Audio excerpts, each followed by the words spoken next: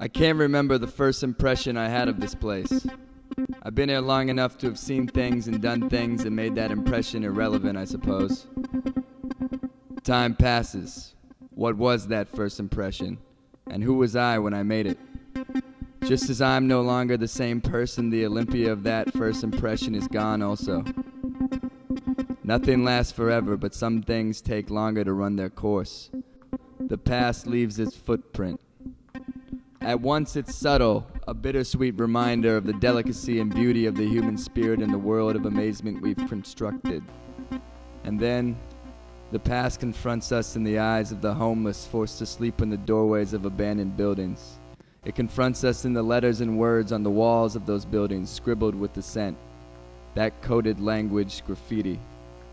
Behind the words and acronyms lies a deeper message than their literal translations suggest, even if the artists themselves are unaware. Graffiti, the people's art. You don't need a canvas or a CP16 to write graffiti. You don't even need money for supplies if you steal a paint pen. All you need is a wall. Graffiti, the criminal act. Just like panhandling on the streets of Olympia, writing on the wall of the reef is against the law. This, while much larger crimes go unpunished, such as the state's failure to provide universal health care or the corporate crime that is downsizing. But that's for another day. What was your first impression when you saw those red letters painted onto the side of the old autos? I can't remember mine. November 13th, 2007. I was standing in a line with a group of people I had never met before. We were the second line of defense. The first had been the women's blockade, now almost completely loaded onto the inner city transit bus that would serve as their prison for the few hours until the protest was over.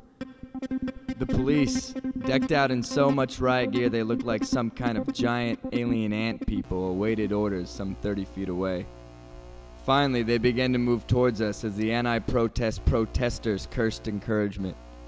One of the ants pushed me back with his baton, and then when I refused to move from that spot, he jabbed the end of it into the ribs above my left lung.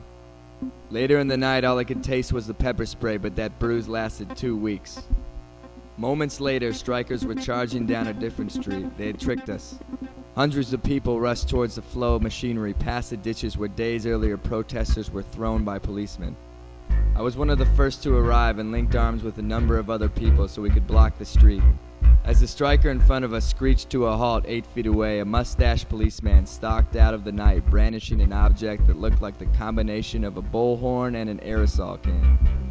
I was the only one in the front line who didn't have goggles.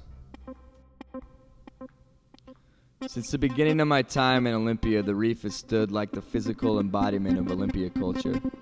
People from all walks of life could be found in the diner for breakfast, commiserating over $2.99 Pac-Mans and lukewarm coffee. At night, a motley crew gathered in the cramped, red neon-soaked bar to escape the cold Olympia winter. It's not that the reef was the nicest place with the best food or drink specials. It was special because it served as a social bridge between East and West. It was like a home away from home in Oli, the type of place that facilitates memorable nights, both good and bad. It was special because the people of Olympia met and sat and ate and drank, argued and laughed, fought and loved there. I went there when it was still red, tasting pepper spray on my lips and smelling it on my hoodie. I went there to feel sane again after that wonderfully tragic night. Fire is an apt metaphor for the world we live in. For instance, the grease fire that burned out the reef preceded the economic crash by no more than a few days, in a sly reference to Thomas Wolfe's epic novel You Can't Go Home Again.